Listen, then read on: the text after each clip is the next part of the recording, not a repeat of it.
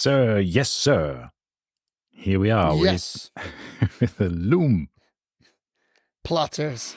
The And we Lume are here to talk tanks. about your military watch fix. In a little bit, but Okay. we will get into that. So, first and foremost, before we get into anything, I guess it's time for a wristwatch check. Yes. Line up. I must admit that I'm wearing just the Apple Watch Ultra first generation. That's it. It's okay because you remember a couple episodes ago, I also wore just the Apple Watch. So, sad. yeah, I don't dislike it. I've been wearing it. I wore it all yesterday, by the way. I came up with this solution of not double wristing, that it is a watch that kind of gets put on when I go to bed or if I'm at home and I'm too lazy to put on a watch. Okay. And for that, it's fine. So I don't wear the watch for sleeping, except the Apple Watch, because that's what I use it for at the moment, for workout tracking and for sleep tracking. Ditto. Yeah, so it's basically just a health thing. Of course.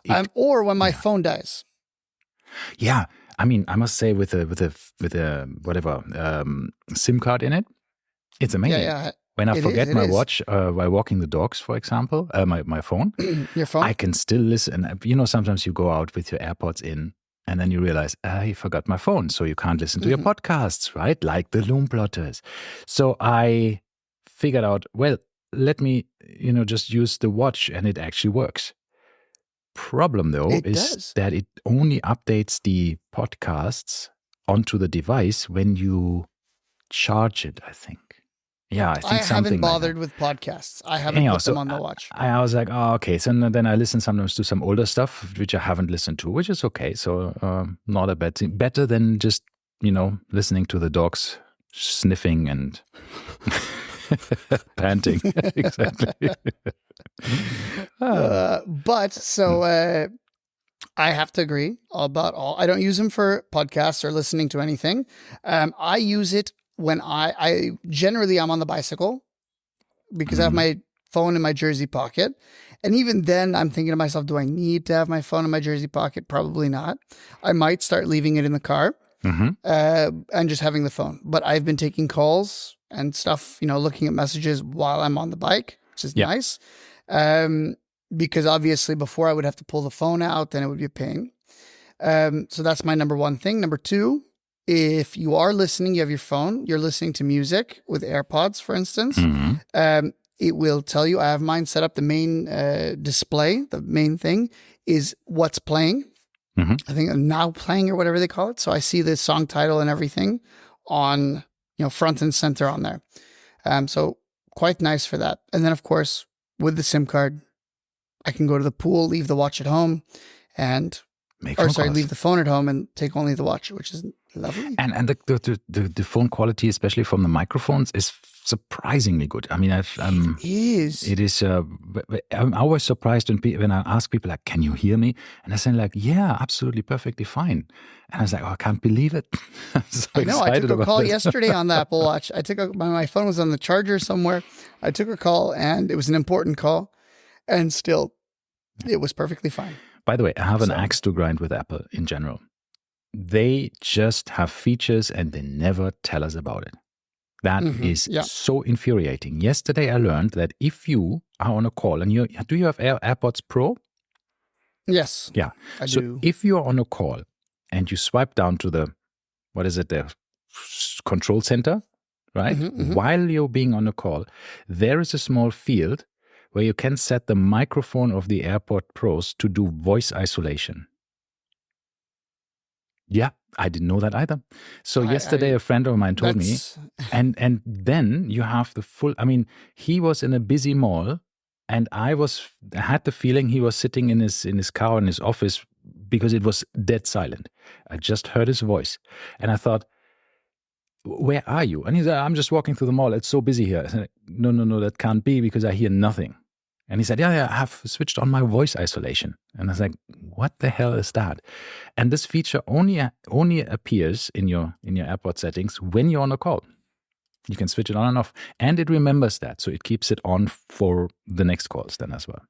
And I thought, Wow. just man. And then he switched it off just to demonstrate, and then you could hear a bit of background sound, not too much, but you could hear it. And with it on, it was just dead silent and just But his that voice. reminds me of the you can do certain gestures on the Apple Watch by pinching your fingers, right? Yeah. But the thing was, this was always there. It was always there in the accessibility. Yeah, but it was like a tap or something. No, it was. No, you had to double tap your fingers. Yes. Like this, and this was always there. But all they did was bring it out from the shadows and make it a mainline feature, and then everybody's, oh, look at this new feature, but it wasn't new. Yeah. So yes, Apple has all of these features tucked away, hidden. By the way, I had for a while I was doing this app launch on the phone. You know about the double tapping on the back of the phone? Yeah. You can do something with it. You can set up. So there's a thing on the phone called shortcuts, and within shortcuts, you can essentially program certain things to happen. Yeah. So you have to go into accessibility, turn on double tap, triple tap on the phone back, and then that will somehow realize when you're tapping on the back of the phone. You set up through shortcuts what you want it to do. So it says it's like an if-then command. You put in, if I triple tap the back of the phone, then you launch this app and do this or something. Or you turn on the camera or something. I don't remember what I had it set to. Must have been very important at the time. I turned it off since then. But because the problem was it was launching when it thought I was tapping, but I wasn't actually tapping. But still cool. Yeah, it is just amazing of what they can do. But then again, these tutorials or these things, I'm guessing there are somewhere on the websites and or from Apple, but you have to actually go and check it out. And I don't know, there's no, I just feel sometimes like when you're just a user of a phone and over years you figure out that you could have used a feature for many years, you get frustrated because you think like, I mean, I'm glad I found this feature, but it's like, damn, I wish I knew it earlier, right? Would have saved me so much of, I know. Of maybe embarrassment, even if you know the dog is farting in the background or something, and you go like, okay, sorry, it wasn't me. Yes, good stuff. Yeah. Anyhow, so there's a big woo-ha in the watch world at the moment, but right? What am I wearing? What am I wearing? So what are you wearing? What I was wearing? No. Are you wearing a Forstner bracelet? I am. In honor of your Guru comment from last time as well, I'm wearing my other Guru watch, big head, small bracelet, and that is this is the Beads of Rice Forstner bracelet. Okay. With the Grand Seiko GMT SBGM 221. And it's like they made this bracelet for this watch. It's ridiculous how nice it looks.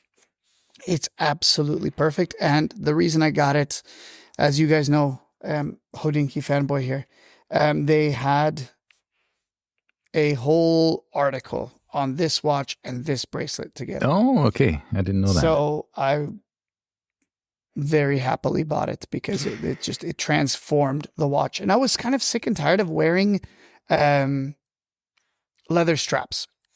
They're always especially the summer's coming, right? So yeah, they're uncomfortable, they're sweaty, blah blah blah. So yes, I wanted to do something new, and I think the bracelet is making me wear it much more. So yeah, just for viewers not being located in the same area as we are, we had the first few days of reaching nearly 50 degrees in the shade during the daytime. We officially broke 50 degrees, I think. Even the meteorologically, the official temperature, not just your car temperature, but the official temperature was recorded as being above 50 degrees one day. So it's really, it can be quite hot. So it can, yeah. And it's a bit too early for that, actually, July. But we know the weather is all crazy and everything's floodings insane. You know that when I was in Africa and Zambia has a drought at the moment, right? So they had no rainfalls. It's really not good. Neighboring country Kenya had floods so bad that they had to airlift tourists out of the Masai Mara. So floodings in one country, drought in another country at the same time. It's just weird. The weather is just weird. Extremes. Extremes It everywhere. is. It is. It's absolutely insane. The whole world. I mean, if you just look around what's going on right now, by the way, we have flooding in right now, Switzerland. Yes, We Germany have too. flooding in Italy. Just not too long ago, we had flooding in Germany. We had, where else did we have flooding? Brazil. Of course, we had our flooding back in Totally. Yeah. March, February, whenever it was. It's insane. What is with all this flooding? And this is not, flooding from lakes and, oceans rising or any of this. This is rain floods in places that usually don't get this kind of rainfall. So, super weird. Yeah, it's weird. It's just this what they said. It's just it's not really global warming as such, and I'm quite glad that they renamed that phenomenon. It's just climate change to a certain extent, which the scientists said, well, it wouldn't necessarily be hotter or colder or whatever. It's just getting more extreme, right? Mm-hmm. It's crazy. We in Europe we had recently tornadoes. And you think, wait a second, tornadoes was something don't have that tornadoes in Europe. Or cyclones or whatever it was called. But these kind of things, we never had that before. I mean, in my years or decades growing up, I've never heard of these kind of phenomena. No, and this is what's kind of really weird. Yeah. So finally, I'm getting a covered parking lot, so that's nice. And they said I'll get it tomorrow or the next day. So at least that's a step forward in the right direction in case the hail comes again. Yeah, I have retinted my windows on my car because this is the greatest watch podcast ever. Yeah. Weather and window tinted. Okay, But go on. it is watch related, because I was sitting in this car because now it's really, really dark tinted, right? So, because my wife was complaining on her trip to Abu Dhabi that in the morning when the light comes just from the left side, so it hits you on the driver's side, and she said, "I'm burning in the car. You need to do something." I said, "Okay, fine." And I said, "Okay, remove the film that is on the car and put in whatever 70% film or something, right? Whatever is legally allowed." And they said, "Yeah, that's fine. It's legally allowed. We put this in." What I didn't know is that my car actually has no tint. It is in the glass.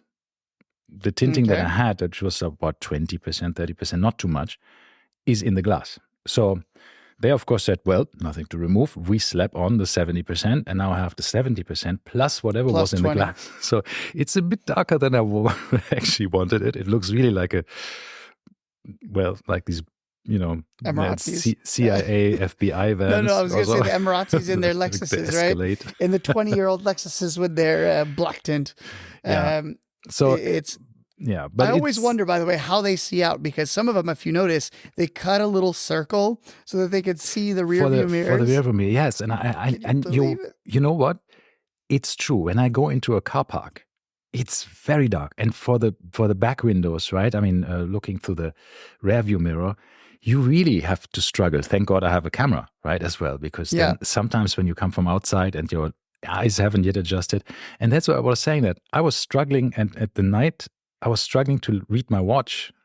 Not that you need to, because you have, of course, the time in the car, but I was looking at my watch and thinking, can't even read the time. It was a one without Lume. And what a watch related story that totally was. Yeah.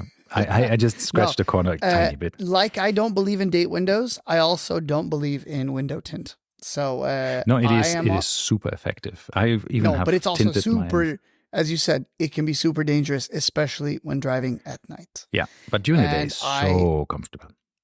And of course, the front is not covered. Obviously, it's obviously. Yeah. But for me, I do zero window tint. The only thing that's tinted is my sunroof, which is, of course, like you said, it's from the factory like that. But in the glass. Yeah, but what you can do is you can put clear film in it that also has heat repel. It repels the heat up to 70-80%. Listen, I've had this car for 10 years, and I have no issues with it. It's all the windows are UV, whatever, right? UV coated. So, frankly, I put up a sun visor. I have a sun visor thing in the front. A fairly good one at that, the Covercraft or whatever it's called. The ones from the US. I noticed, by the way, you Ford mean is the now sun selling these. protection thing that you Yeah, the just ones that, they're custom made for your front windshield. But now over the time, I had an issue. You know how you have to fold down your sun visors to hold it in place? Yes. The driver's side sun visor, the hinge, has over the last 10 years just snapped inside the thing. So it does not want to turn anymore. Naturally, you cannot buy just a hinge because the whole thing is built together. Yeah. So I had to then go and find a whole replacement sun visor with the hinge, with the clip, with everything, which normally is like 500 dirhams, which I was pissed off at. From Ford, they said something like 500 dirhams, and it's going to take us like 2 months. Because naturally the ST has the anthracite interior, which the regular Focuses don't have. So then you have to have the black one. Anyway, point of story. I popped on the US eBay. There was a bunch of them, but the problem was apparently the American foci, the foci, do not have the same.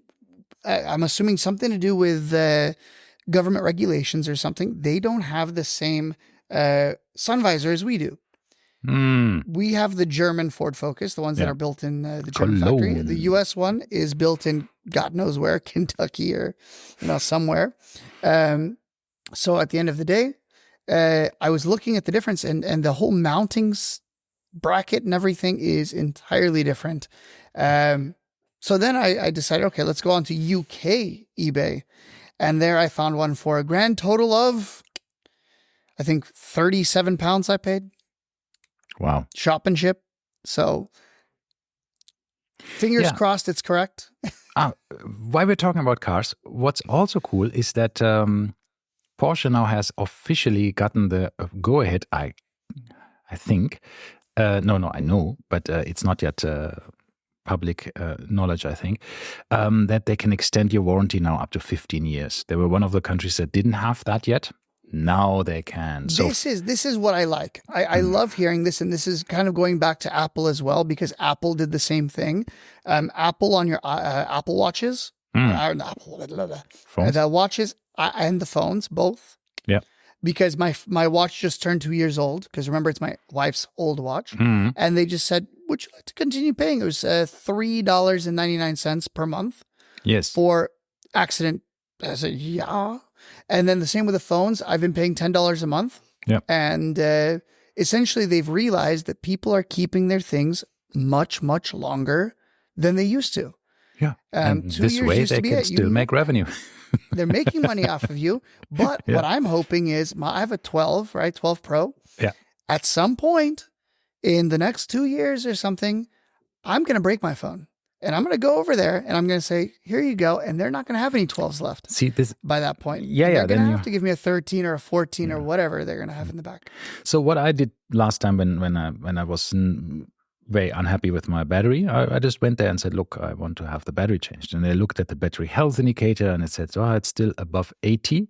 So if it's under 80, we will change it for free. And I said, look, I have the phone, I have the Super Apple Care Plus, whatever it is, this $10 a month. I could break it. If I just drop the phone, you have to give me a new one. Why would you just not change the battery? Because I don't want a new phone. I just want the battery changed. And they said, you know what? Let me see what I can do. And then they tapped a bit on the computer and said, you know what? Here, we change your battery for free. Come back in 1 hour, pick it up. And I said, okay. And it's amazing. Yep. I mean, I really got the same phone back. I always thought like they can't really open and close it, but no, they can. Oh, they can. It's pretty amazing of what they have, the abilities of in these days, right? Because they have. There's a video about repairability with Marcus Brownlee, right? MK PhD, and he had. They showed a couple of things. It's like a 40-minute video of which tools and machines they have to actually open and close the iPhones and make sure that they're afterwards still water resistant and all of this stuff. It's pretty amazing. Yeah. But repairability is still not easy. Great with most Apple devices, right? And they try to make the claim, unlike with watches. Once again, you're talking to someone who is literally talking to you on a 2013 Mac Pro that I took apart, replace the processor, put in 128 gigabytes of RAM, and a 4 terabyte SSD. blazing fast SSD. All because Apple allowed you to take these apart. Oh, okay, the what's it called was a little bit difficult, the processor. Upgrade things, yes. But the RAM, I mean, is super easy. They say the older ones, the ones that were discontinued in 2009 to 2013, those were even more upgradable. Yes. And then the new ones, the ones that came out after mine, which were the the ones with the $700 wheels. You know what I'm talking about? Yes. Yeah. Those everyone hates because you cannot do anything with it. So they're saying, no, if you want it, you have to get the older Intel-based Macs because those are the ones you can literally do whatever you want with. Yeah. It's unfortunately when you look at the motherboard or the logic board, as Apple calls it, right, on a MacBook Air or something, it would fit in your phone. Yeah, it's tiny. This is roughly that's what it is. That's the SSD, the RAM, the CPU, the GPU. Everything is bloody on this little tiny piece of, platinum. Silicon, yeah. It's just amazing of how they actually condensed the batteries are not one battery. It's literally an array of batteries. Battery packs. Yeah. I mean, but this is crazy. to optimize. I mean, they started this with the first MacBook Air, I think, when they actually tried to do this thin case the curvature, and make a fatter one on the back and then a smaller one there. But they figured out we can't do it in one case. Yeah. We need to make it into different packets, basically battery packets, and they were like step them. Formed. Yeah, because if you look at the profile of the MacBook Air, it goes up on the sides, right? So they made stepped batteries essentially. Yeah, correct. Crazy stuff. So yeah. But I must say, I have to say, I like it. They last so long. I mean, I've always had my MacBooks and stuff way longer than any Windows laptop. The only thing that's what I'm saying. This one's now 11 years old and still going strong. I did the test. Remember, we did the Geekbench testing, and mine was before it was updated. Before I did all the work, it was well slower than your. Was it M1 or M2 chip? I have an M2 MacBook Air. M2 chip. And then when I did the upgrades, then we were neck and neck. But the thing was, this was a 11-year-old computer compared to your brand new MacBook Air. Sure, this was the powerhouse that Apple made, and now it's as fast as the slowest device that Apple makes. But still, it's ridiculous. How far Apple has come. Yes, these M chips are ridiculous. Yeah, the next thing is the power consumption, right? I mean, my MacBook runs on 5 watts or something. It's just ridiculous of how much computing power. I mean, how they managed to get that computing power with that energy consumption is still crazy. And I still have also, by the way, a 2008 MacBook Air that is still fully functional. And now my daughter has inherited it. And she's the one doing her schoolwork on it. And of course, she's just using it essentially, if you remember netbooks, where you're really not storing anything. She's using it as a netbook, and it works perfectly fine. So once again, somebody point me to a 16-year-old laptop that it has no viruses on it. And is, a PC, of course, that has no viruses and is still functional and holds a charge that long. It's true. It's very, very, very tough to find something as durable as that. Yeah. All right. Let's go to watches. 25 minutes into Apple. Once again. And so we apologize for our PC users and those Samsung Galaxy holders. Fortunately or unfortunately, I've been operating system agnostic. I used Linux, I used Windows. I choose to use Mac OS privately because I just like it the most. But for work, and I still have my own private Windows desktop tower Xeon 24 core whatever stuff because I got it during the pandemic for dirt cheap. I use this for some of the audio processing stuff because it works. Some of the things and photo processing works a bit better on some Windows PCs, some apps, not all. Just with the switch to Apple Silicon, there was a couple of things. Yeah. Anyhow, but generally, I have Windows on this as well. I'm using VirtualBox, and I can launch Windows, and I have Windows 10 on it. And No, I For think when I need a Windows, it's there. I know. It's just, for me, it's just very convenient to have this here, just to have different systems and setups.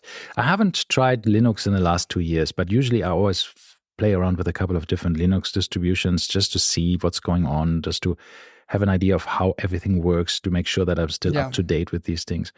But it's actually, I think it's now very, very exchangeable, right? Obviously, between Linux was very clean. It's always been very clean, and that's why I liked it, because it's similar to Mac.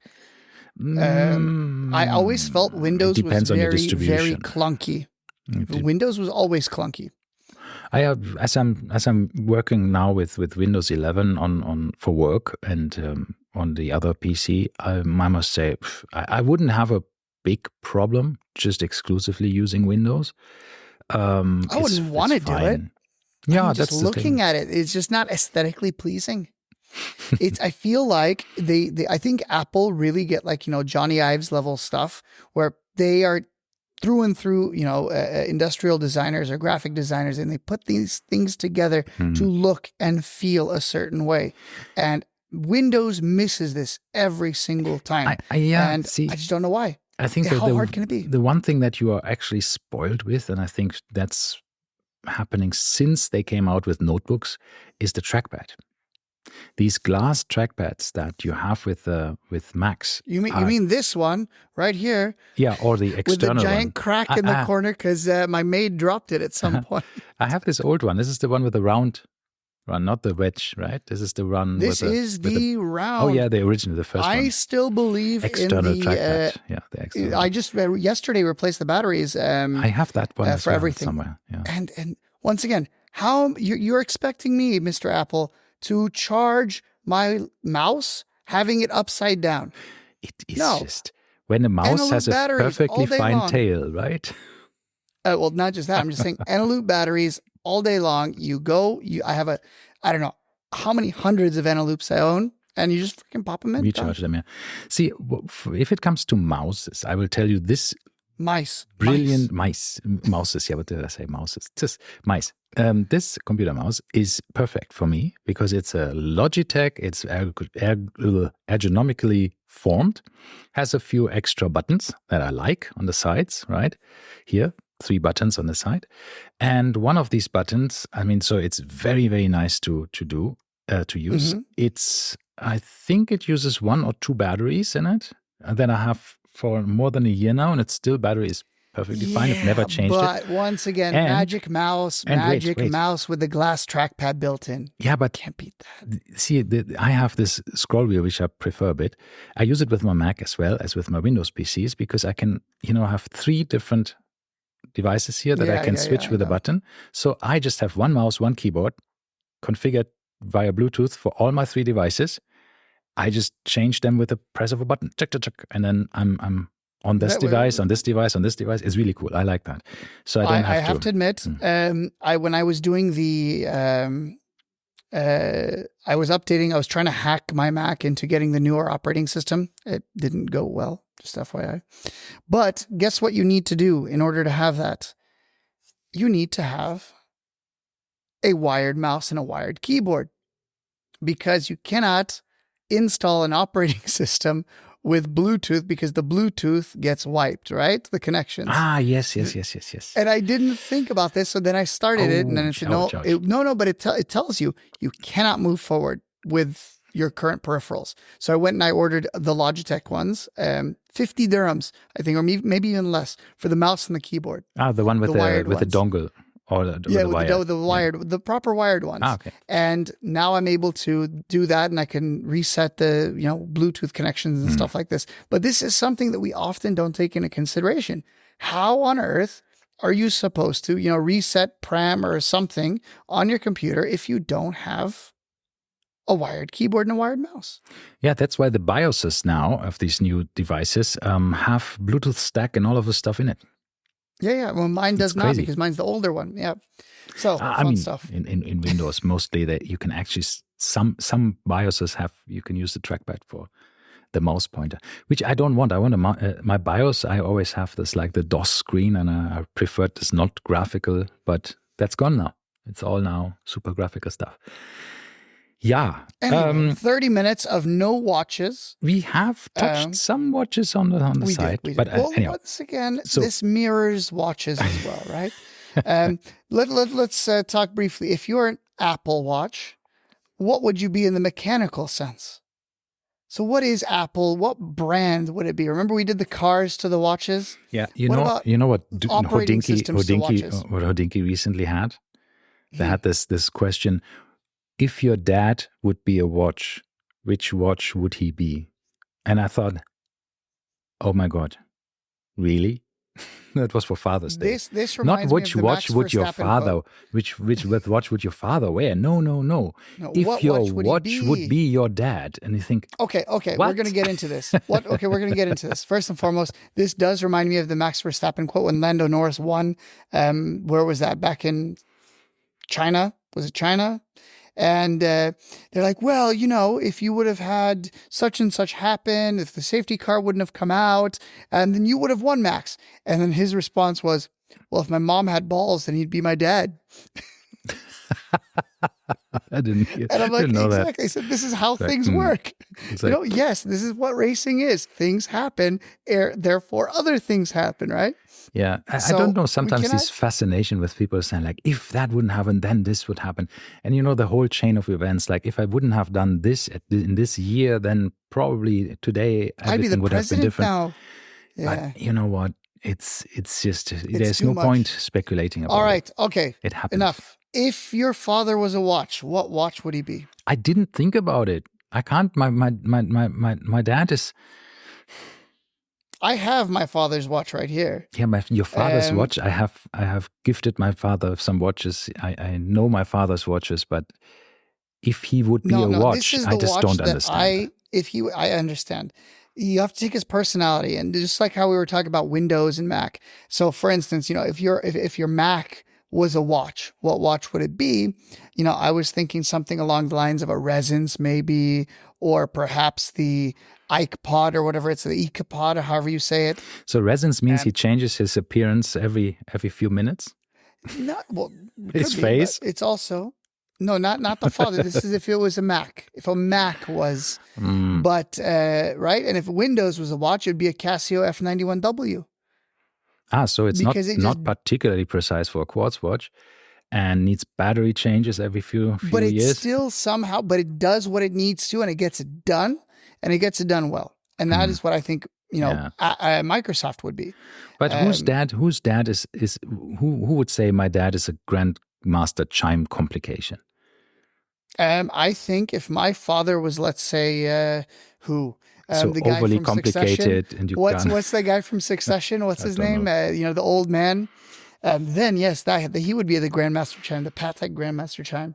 But if your father was an armadillo, he would be a Moser Streamliner. Yes, of course. Yes, That's but true. no, my father would be a quartz watch. He did not care for anything frivolous, so it was he still doesn't. He's still alive, by the way. So I don't want to. Don't talk in the past. Yeah. No, he is and will always be some kind of like a Casio quartz. The one he had, the one that he left me, said it wasn't working. Then I got it working again, was the, if you remember the Casio World Timer. It was in two-tone, fake gold and white. So it's supposed to look fancy, but it wasn't fancy. And that's my father, ladies and gentlemen. Yeah, I think the same for me. Reliable, non-pretentious. But he was always a person who really, probably because he worked in the government. So he was very important for him to know the exact time, right? Yes, not a mechanical watch. He started this, mechanical watches.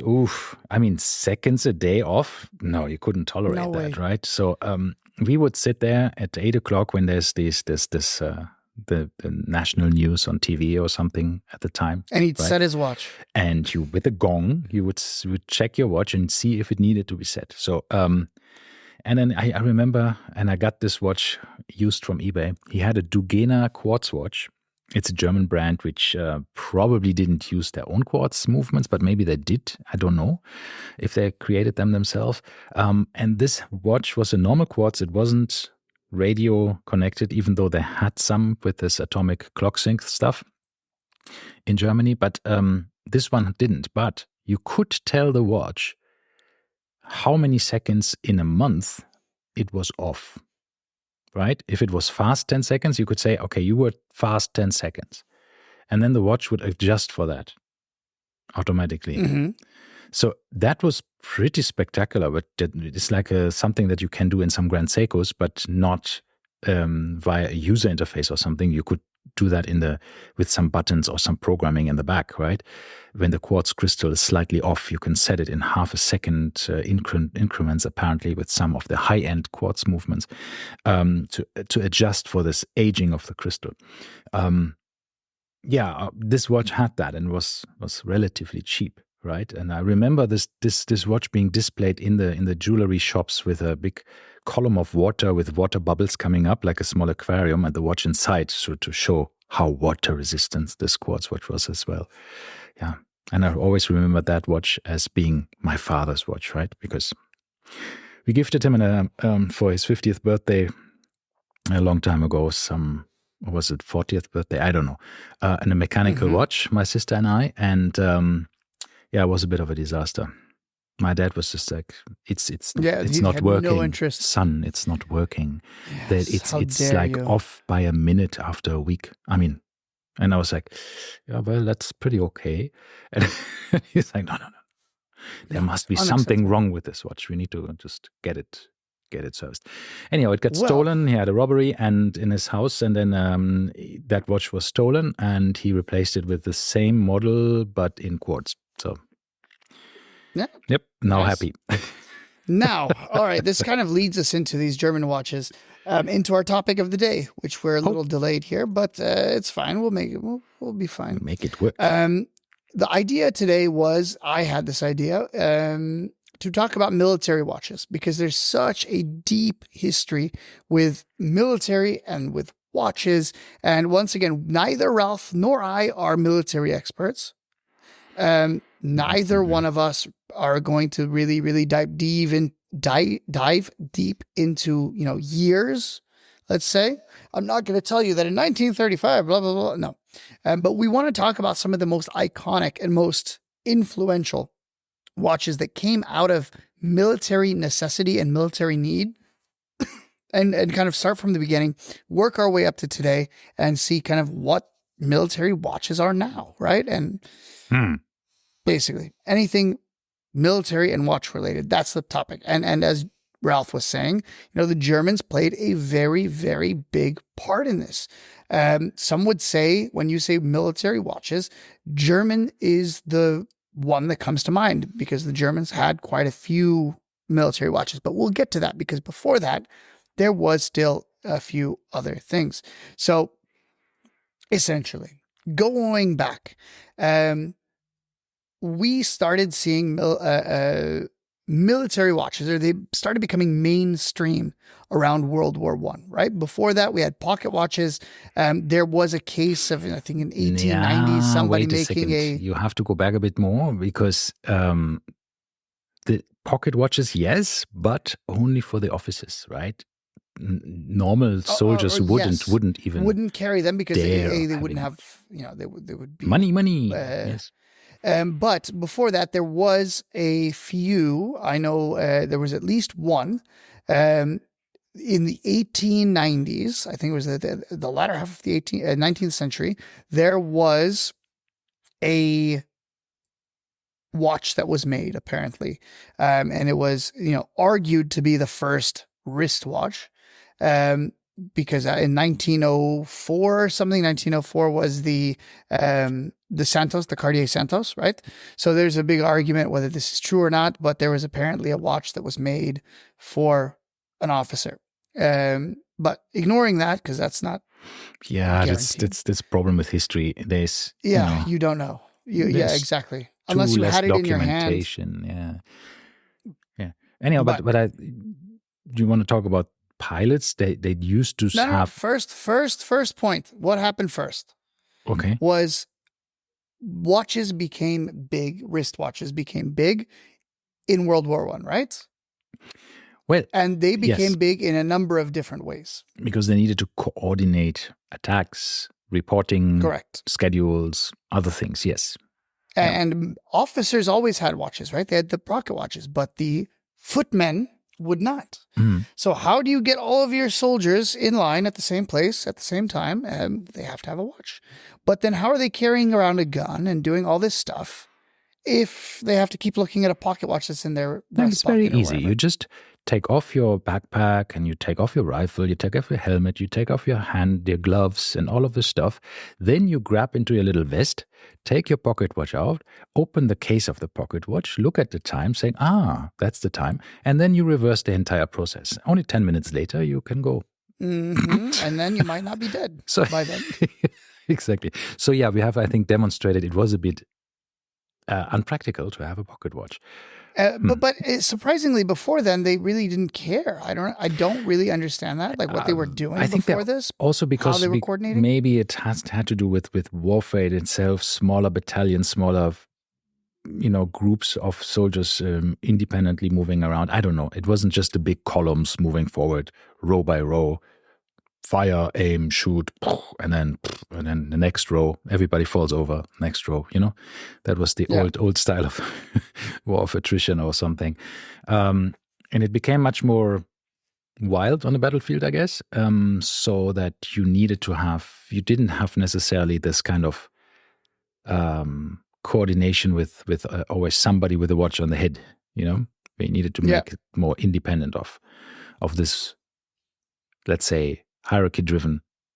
Only one person knows the secret battle plan, but that's the problem. If you have that and then that person is gone, then nobody knows what to do. So it's supposed to not be that way, I guess. But I think that's what happens. These brought around 1914 what we called trench watches, right? Otherwise known as kind of field watches today, right? Correct. So, and there was a million different people making these.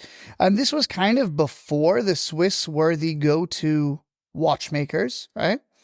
At this point in time, I should say, the people that were most known for watchmaking was America, right? No, the British, I think. And the British, yes. Yeah. So America had Gruen and they had Hamilton and they had a few other these big companies. And they were the ones making these field watches. Of course, the Brits also were making them. They had their own watch companies that were making these. And then there was a few Swiss as well. I think when you think about it from all countries, industrialized countries or modern countries at that time had their own watch manufacturing, but I think the British had the benefit of having this incredible navy and the seafaring nation, right? So that they needed these marine chronometers a lot and had a very big market for them because they had such a big fleet of ships that all needed one. So obviously, as a British manufacturer, you had just a bigger chance of selling more watches and more chronometers, right? So naturally, you have more money available for research and getting better. So I guess. So basically, we have three categories, just like with any watches, right? We have air, sea, and land. You're talking about the sea side of things. If we're going to go as a starting point of where the precision and this technology came from to a certain extent, came from navigation, of course. Because if I were to, walk X number of minutes in one direction or X number of hours in one direction, and my watch was incorrect, you'd still be fine. But if I was going to sail for a few 7 days. weeks in one direction, and it turns out that wasn't actually 7 days, that was 6.5 days, and then I ended up in the wrong place, that becomes problematic. Yeah, this job that people had on the ships to keep that chronometer wound was one of the most important, right? Because if that watch stopped, everyone's life depended on it. You didn't know what to do. Yeah. So, and then of course we also have in the sea category, a few years later, right around the time of, what was this, right before World War I, I think, or sorry, right before World War II, we had the birth of the dive watch. Yes. Waterproof watches. That was not a thing before. No. And who created it? Who was the first? There is always a bit of a discussion not about those it. dive watches. The pre-sub and pre all those. Who marketed it first? Probably Rolex, No, right? who created? No. Panerai. Really? Yes, with the first one was the Luminor, right? The Panerai Luminor was the first waterproof. But didn't they use an oyster case for it? Yes, they did, and an oyster movement. But they were the first military use of dive watches. As far as I know, I'm sure you could prove me wrong, but these were used from, by the Italian military from like way back when, all the way up until like the end of the 1950s. So these were very, very popular, and lots of radium was used, and lots of people went crazy and died. Yeah. Yes. Anyway, all right. So then we have our we in World War I, we didn't have quite the amount of air watches as we did in World War II, right? In World War I, it was still a heavily ground battle. Yes, and of course planes couldn't fly that far. So it wasn't just quite there yet. Yeah, so we didn't need a huge, air pilots watches yet until really World War II, and that's where that was the biggest thing, was pilots watches.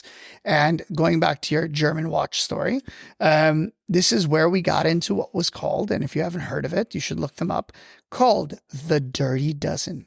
And it is 12 military watches that were ordered by, I think, the Germans and the British, right? Both of them kind of did it together. I guess everyone did a similar thing. They asked for... The German Luftwaffe had, I think, they had two different specs, right? It was the A and the B spec for their pilots' watches, Fliegeruhren, right? And the Dirty Dozen was more for British. that was a field watch, right? The Dirty Dozen. It wasn't really pilots' watches. I mean, the Fliegeruhren, you're right. They from... look awfully similar. But you're right. I mean, what they have in general similar is they're very legible, high contrast, right? Just that the Flieger, and this is what we know today, the pilot watches are bigger, big because big. So there's more than that. There's more than that to it as well, right? There's more than some of the way the hours and minutes are written are slightly different. Yeah, that's the difference between the NAV A and NAV B spec, with either have the minutes around as indices, right, every 5 minutes, or you have the hours, right?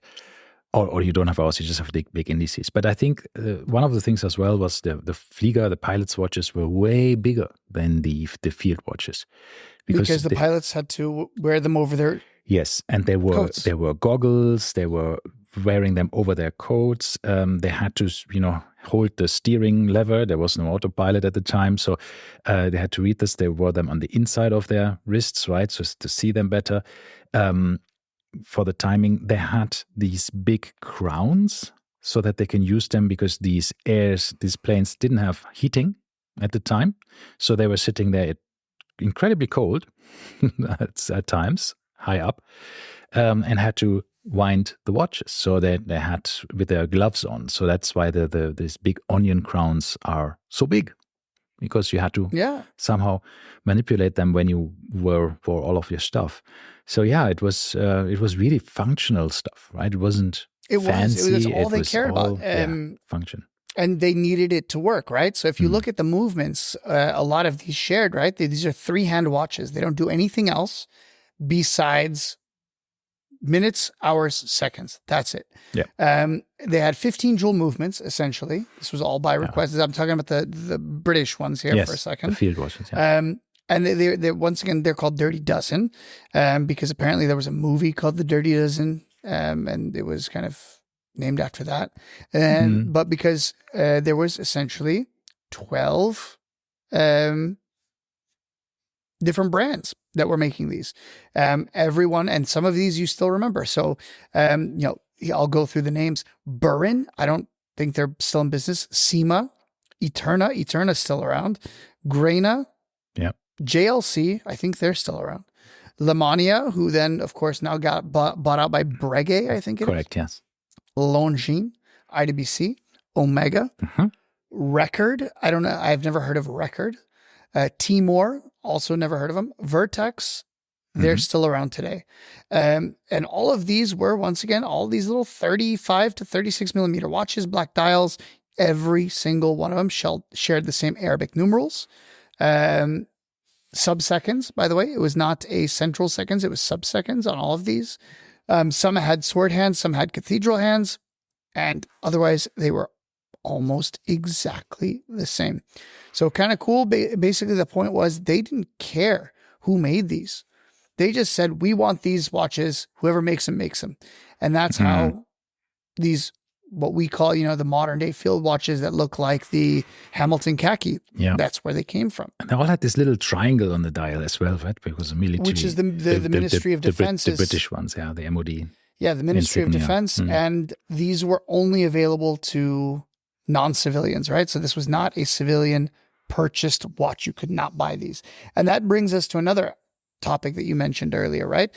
The differentiation between militaries using civilian watches versus militaries getting watches made for them, right? And we've gone kind of away from this. We no longer really have militaries requesting watches to be made. It's kind of the opposite. They're just going out and buying something. I do, to a certain extent. I mean, I know that Sinn is still equipping certain branches of the German military with watches. The EZM, for example, all of this are Einsatzzeitmesser for specific branches. Some of them are just in honor of these branches and they are being made available to them. They're not a standard issue. But I think they also have for some special forces specific watches that are made for them and that are used for them and only available to them. So they're produced as the specific special area there. So that is still existing. For example, like these Bundeswehr, we had a couple of these from, I think it was it Sinn or Squale at the time, or Blancpain actually made also watches for the German Navy, and they had that brings us, because they also made watches for the U.S. military. But I mentioned this before. You couldn't just simply give the watches to the U.S. military because they had this rule this law stating that everything the military uses had to be made in the U.S. Yes. So what they did was they disassembled it, not the movement, but just disassembled. They had a movement, a case, and blah blah blah, and a dial, and sent it to the U.S. They put it together, branded it as Tornek Ravel, which was the company that put it all together. Yeah, it was a distribution company, actually. Yeah. For Blancpain. Yeah. And then all of a sudden, now it's an American watch. And they won against Rolex at the time, right? For equipping this the military contract there, because Rolex was not as water resistant as the Blancpain at the time, which is strange, but it happened. And this, I think, in this story they had to use US-based jewels, right? The rubies that they used for I have for the no movement. idea about that. I heard the story from the historian that told the story, and they said, okay, then we actually had to buy these rubies, but they were of inferior quality than the Swiss ones. So they bought them, said they will use them, but secretly used the Swiss ones and just threw the other ones away, just so that the ministry in the US was happy that it was all US-based. Yeah. And then also, by the way, going back to World War II, the Japanese, they also were huge watchmakers, right? They were all wearing Seikos, which is kind of, cool to think about. That Seiko does have a very big military heritage, which is, when we talk about the kamikaze pilots, they were using Seiko. Yeah, and I think if you they were using pocket watches, by the way, not all they had was they had in their cockpit, because it was a very rudimentary cockpit in these Mitsubishi jet planes, right? They had a hole. It was a single use plane. It's so sad. Actually, it was a single use plane, and you clipped your pocket watch in the middle. Which that was a terrible part of of history there. But what is it today? I think the Japanese have a tight grip on basically every military around the planet. Because it looks to me, when you see any kind of footage of actually real soldiers on the ground, they're all using Casios. Yes. So specifically, I mistakenly thought it was the 6900 G-Shock, but it's not. It's a DW9052 with the one with the 2 layers or 2 separate dials, right? At the top, it has the date and the day. As you mean as a standard issue or as a private one? This is an excellent question. This is an excellent question. Are they? I think they're given this. I think they are given this. I know the U.S. Navy SEALs are wearing these. I don't know if other branches are wearing these, but essentially these are given to them. Now, these are civilian watches. So I'm guessing they're just going out buying these. But still, that is apparently the watch that most of these military personnel are given. But then, of course, the U.S. also has the Marathon watches, which is another current day watch company. They're just making kind of plastic quartz watches, but that is one that's being used a lot today in military as well. I think there's from what I have read and what AI has told me, it's that the military does issue watches, but members of the military can also use their own watches of choice as long as they have adhered to essential standards. So if you have your MBNF Disco Panda watch, it might not be okay, right? Or if your minute repeater goes off during a stealth mission somewhere, ding ding ding, dong dong dong, not good. No. There was a watch box. One of these watch box talking watches with one of these Navy SEAL guys, and I met him at Dubai Watch Week, and he said he was issued those G-Shocks, and he said he went through 10 of them.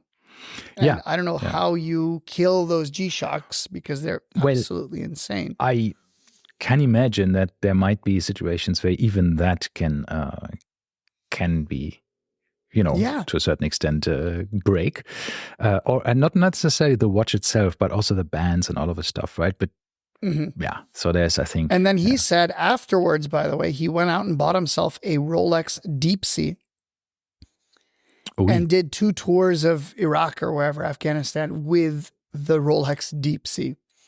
So apparently it was according to those specifications that he needed. Okay. And he said that one he said it was absolutely, beat to hell, but never any issues with it.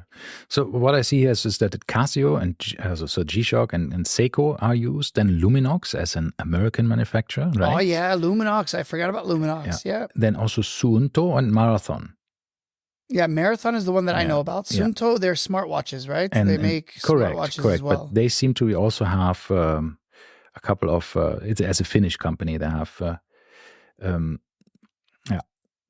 are being used by military personnel, but they are not officially selling to military. But Marathon does, right? They produce military supplier, grade dive watches. But then you can buy one as well. Yeah. So you can still go out. It's much like, I don't know. So the British have modern day CWC, right? Cabot Watch Company. I think you can, right? You can go and buy one as a civilian now, but they're still... What, Marathon or CWC? No, CWC. Marathon, yeah, CWC you can, sure. Yeah, and CWC you can as well. You can even, and these are if you look right now, I'm on their website, CWC, British Military G10 Quartz, it's called. Instead of the, what's it called? Instead of the Ministry of Defense sign on it, on the civilian one, no, it still has it on the back. They still put the military designation on the back. And when Bremont became an official a certified supplier to the armed forces in the UK, they also were very proud. And then they had some of these watches. And Bremont is equipment manufacturer, because they have the armed forces collection and all of the stuff. They have a subsidy scheme where you actually get, 15% off for serving members and veterans. So they do have that, and they can actually put all 3 armed forces insignia on their watches. Cool. I didn't know. And they have that. If you go to the Bremont website, they have a military tab. And if you go on that, you can see that they have different watches there with the, So I think, by the way, it's safe to say that I think almost every single watch company that's in business today had, I mean, almost as in every historical watch company, we're not talking about MB&F and Work, but every major watch company, we're talking Rolex, Omega, Tudor, Longines, all of these have had a military past, right? Longines had the Magitech, which was a very cool watch as well. They just released it. Yeah, there's a new one coming out, for right? the Czech. Yeah. I've been waiting for it. I thought that was supposed to be out already. I have not seen No, it yet. another new one, Magitech. There are 2 now. There is, because I've been waiting to see the Magitech pilot's watch. It was a pilot watch issued for the Czech military. Yeah. Then who else? So Longines, and of course Longines had their hands in both the French Marine Nationale, as well as in the British military, as well as the American military, as well as now the Czech military. So there's quite a few. And then, of course, if we're talking MN, Marine Nationale, then we have, of course, Tudor, their big outstanding history with the Tudor Snowflake. And then, of course, the modern day interpretation, which was the FXD, which some of you may know I've owned quite a few times. Mm-hmm. And those, once again, what made that special is, as we said, most of these modern watches are made by a watch company, and then militaries choose to pick them up. Yeah. However, that one was, the FXD was made in conjunction with the Marine Nationale, but it was still not issued. The soldiers, are, in this case, the Navy officers, whatever it is, they had to buy their own watches. So kind of cool. Yeah, I'm just sharing a screen with you and showing you that the Longines Pilot Magitech Pioneer Edition, but the price is tiny bit hard to. Oh, this is the new one. This is the new titanium one. That is the brand new one. Yes. 5,350 euros. Yeah, but I mean, cool. it is I like it. cool, it but looks also great. 43 millimeters. It's big. Well, no, but look at the case. Look at how the case looks. 43 millimeters. But squarish, yeah. It's square. So it's looking at the case as 43. So the dial, the dial is bezel relatively probably is small. going to be smaller. Yeah. So it does look probably not as big on your wrist. It's probably this. like my this is very Panerai feeling probably on your wrist. It is because you have the same cushion shape ish, even though you have the beveled thing. Yeah, I guess it's really nice. I think you can live with that. Yeah, it's very cool. I like it. 5,000 though is tough. I mean, it's 5,000 euros, not dirhams, not dollars, exactly. It's euros. Sadly, and I think that is a bit much. But anyway, so but I liked the fact that, watches are still very, very much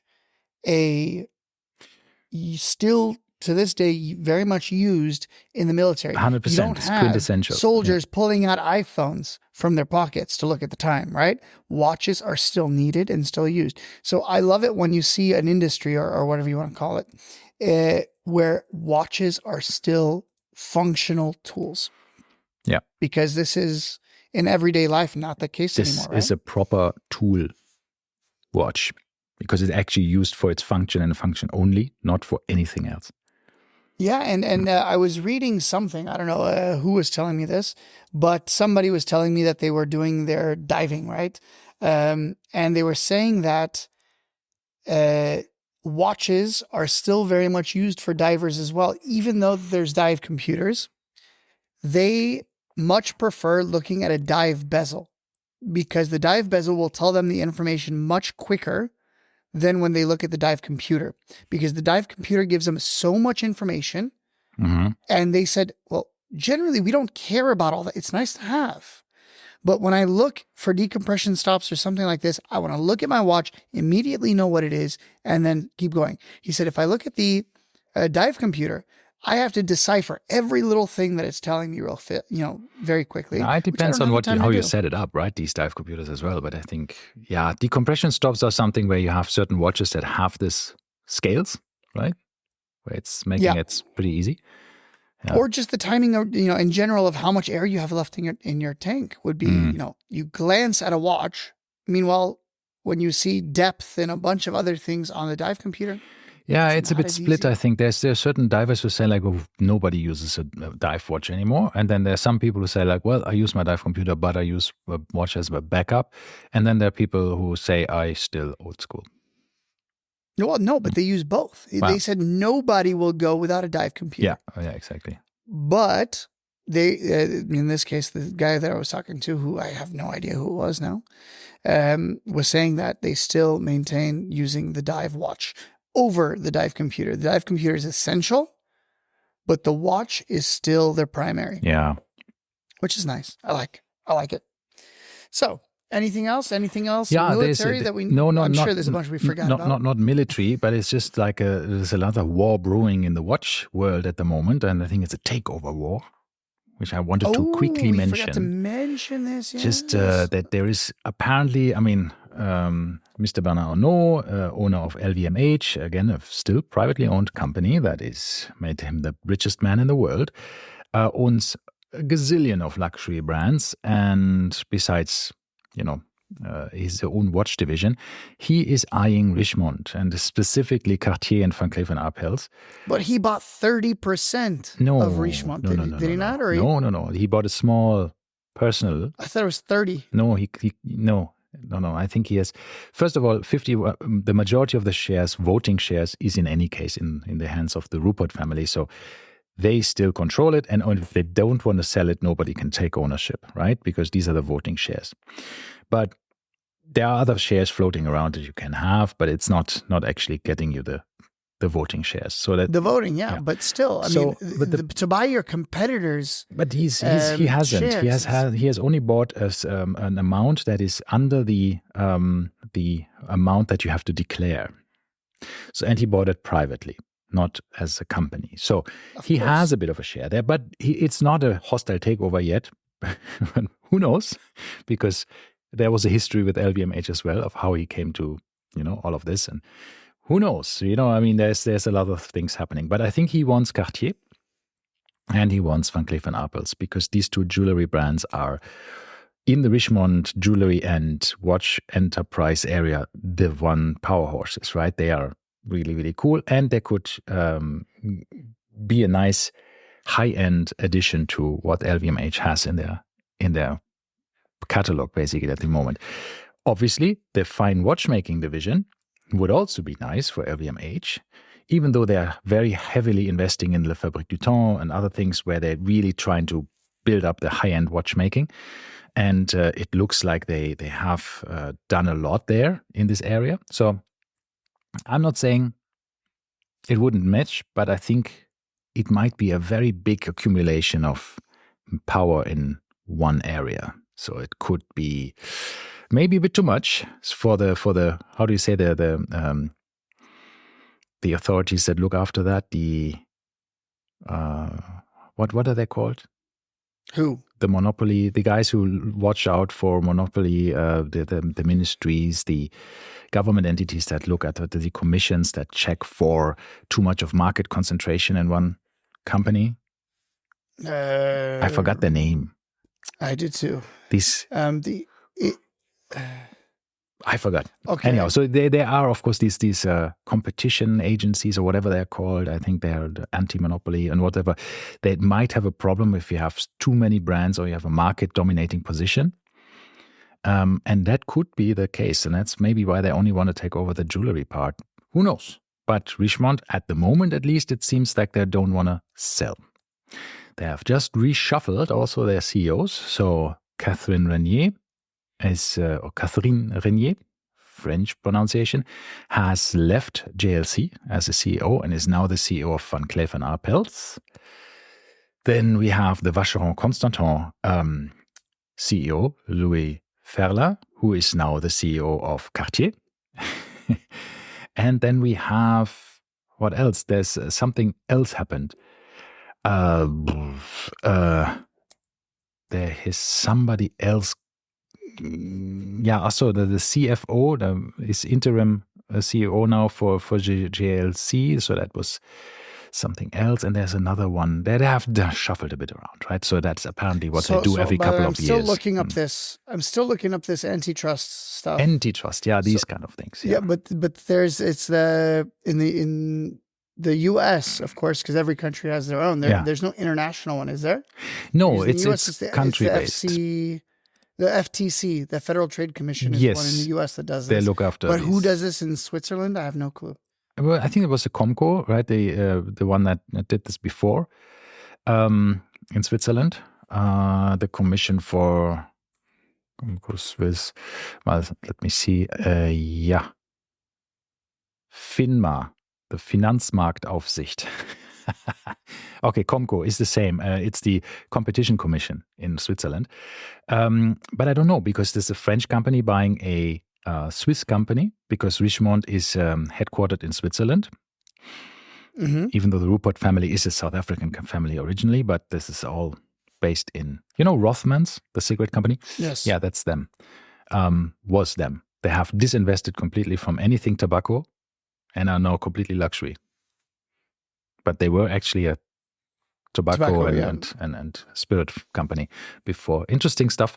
And they still have, of course, lots of other enterprises, but not tobacco and other things.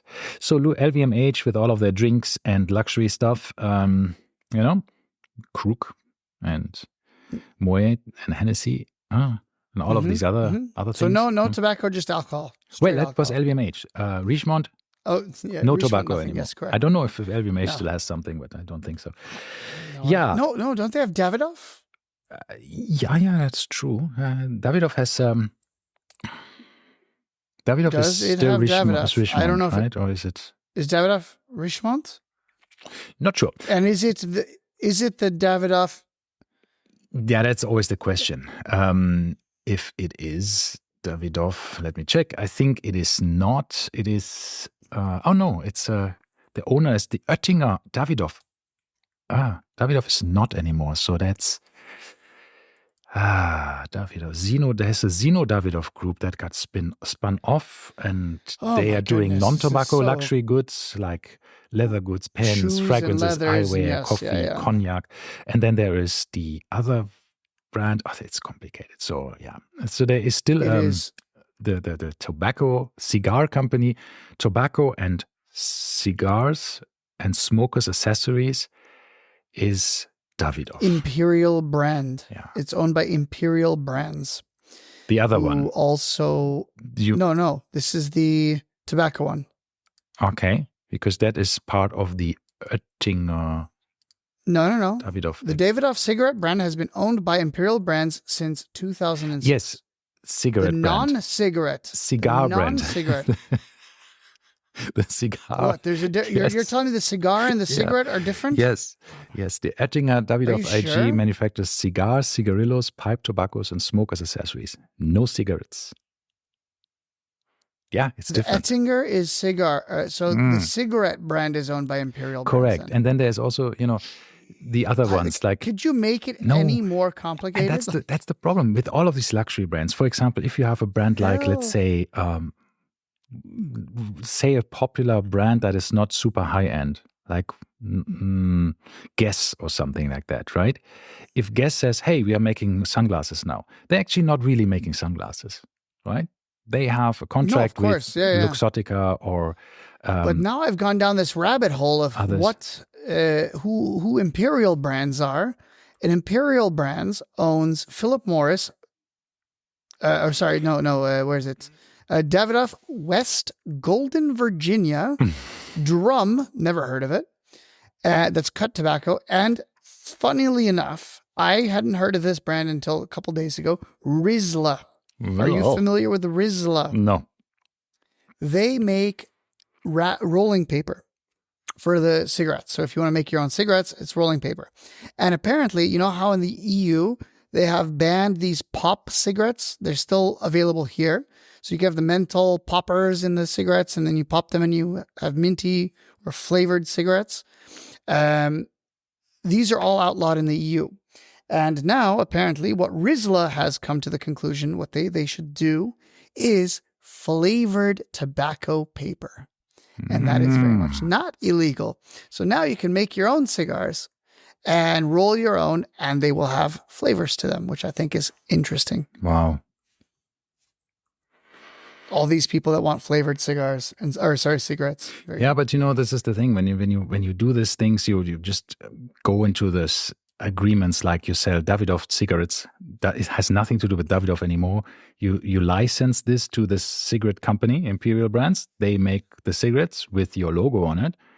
You are not involved. You could just get a license fee for the use of this logo, and that's it, right? So, and this is the same with the eyeglasses. You go to Marcolin, to this is the Luxottica, only problem with this is once again, if you, and this goes with everything, if you trust someone and they devalue the brand, you end up being screwed in the other areas of the business as well. Yeah. Right? If Davidoff Cigarettes has a huge, ethical dilemma, and I don't know, they accidentally kill 1 million people voluntarily. I don't know. You know what I mean? The point is, that's not going to look good for Davidoff, the clothing company. Even though you can try to argue they have nothing to do with each other, it's still not going to be good. So you got to really trust who you're giving these rights to. Yeah, it's also, I think it's the other thing is you sometimes feel that the devaluation of your brand is just sliding slowly. I grew up with like Yves Saint Laurent, and you could buy that in supermarkets. And now all of a sudden it's back up again. Yeah, because it was Yves Saint Laurent has licensed certain things like socks and really cheap T-shirts and whatever things, right, to other brands that can use his logo for these part. He always did the haute couture stuff, right? And then over the years, they realized how bad these agreements were, let them run out or canceled them if they could, right? And just bought them back and just created, just get it back to the high level where it was, because it really started to dilute the brand, right? When you can get it and speaking of diluting the brand, in UAE specifically, we have 2 of these companies.